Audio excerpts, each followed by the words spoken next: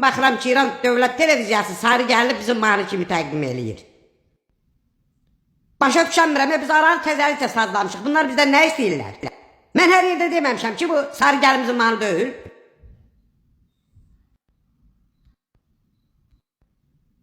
Dünya hamı bilir ki, sarı gəlin Azərbaycan mahnısı. Durub adama deməzlər yalancıya sarı gəlinləri.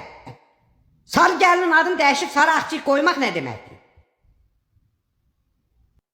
Bu açıq aşkar başqasının malını mənimsəməkdir. Vaxtı ilə ayarıq da deyirdi. Baxırdın Gendroz orada burada deyir ki, Qarabağ bizimdir.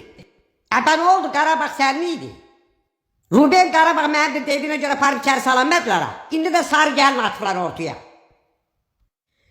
Bilirsiniz ki, biz bu kimi oğurluqların üstündə daima başımız bəla çəkib. Bunu başa düşün.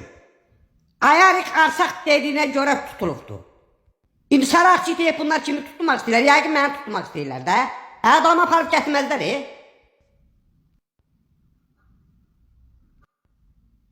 Mən canımı çöldən tapmışam. Onsuz da bizdə sarı gəlin sözü yoxdur. Sarı gəlin Azərbaycancadır. Vır ponil meni ya.